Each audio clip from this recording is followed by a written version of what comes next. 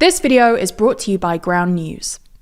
At last week's local elections, Nigel Farage's Reform Party made unprecedented gains, eating into both the Labour and Conservative votes and threatening to upend the UK's two-party system.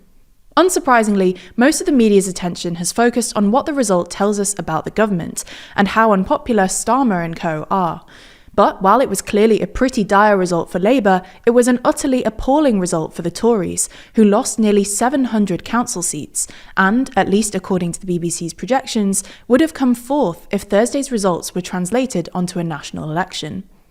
It was such a bad result that Conservative Party leader Kemi Badenoch apparently spent the evening doom-scrolling, while Shadow Justice Minister Robert Jenrick, who spent the past few months basically campaigning against her, did the media rounds. So in this video, we thought we'd take a look at the results, why they were truly apocalyptic for the Tories, and what might happen next.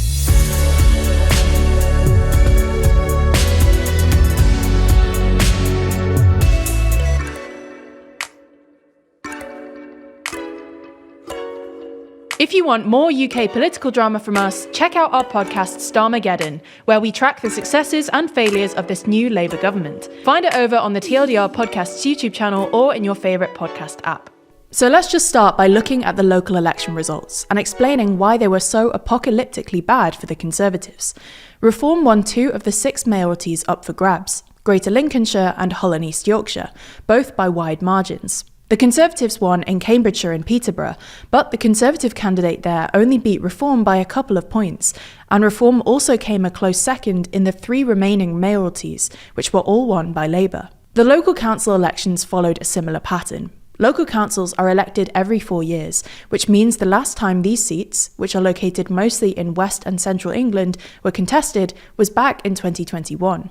At the time, Boris Johnson's Conservative Party was riding high, polling between 35% and 40% in the national polls, both because Johnson had, quote, got Brexit done, at least in the eyes of Tory voters, and because the UK was finally coming out of lockdown thanks to a relatively successful vaccine rollout. This meant that the Tories were always expected to lose seats this time around, but few people expected it to be quite as bad as it was.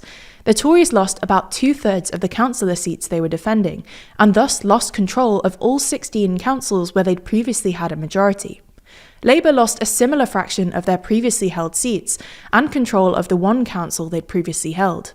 Some of these votes went to the Lib Dems and the Greens, who both increased their councillor tallies, but most of them apparently went to Reform, who won nearly 700 of the 1,600 or so councillor seats available, and gained control of 10 councils. You get the idea. The headline story from last week's local elections is that Reform did very well.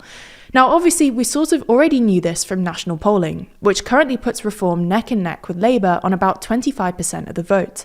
But there was always a question as to whether or not this polling would actually translate into votes at an election, or if it was just disgruntled voters signalling their irritation to pollsters. In fact, Reform actually outperformed the polls.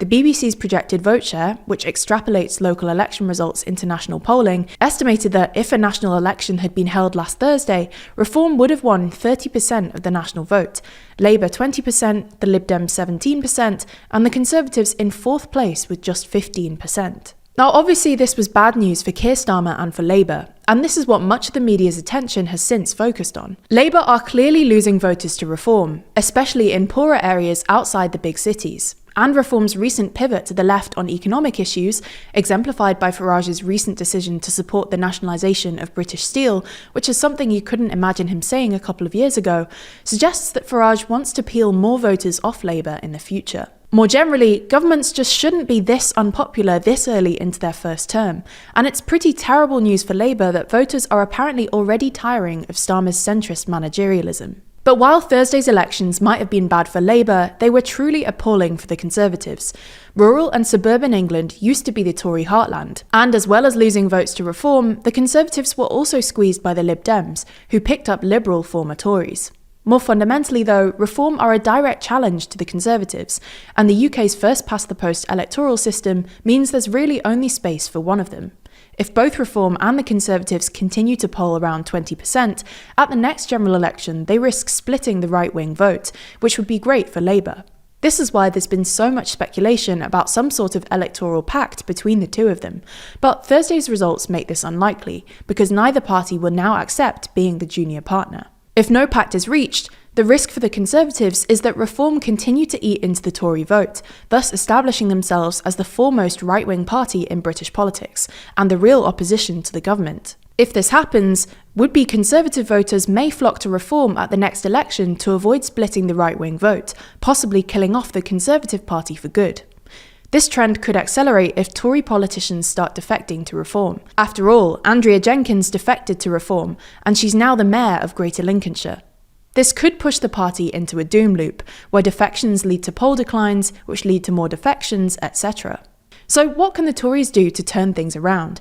Well, the obvious thing to do would be to replace their current leader, Kemi Badenoch, who's not particularly popular. Ousting yet another leader in such a short time risks making the Tories look even more chaotic and divided. But if the party decides that Badenoch can't win the next election, they would be better off ousting her sooner rather than later. If this happens, the most obvious candidate to replace her would be Shadow Justice Minister Robert Jenrick, who's been running a pretty overt leadership campaign for the past few months and has positioned himself to the right of Badenoch. Interestingly, literally the only seat that the Tories gained at last week's elections was Collingham, a division of Nottinghamshire County Council previously held by an independent, which sits within Jenrick's constituency of Newark. But if the Tories decide that Jenrick lacks the name recognition to compete with Farage, they might be tempted to go back to the man who saved them from Farage last time, Boris Johnson. The parallels between today and 2019 are obvious.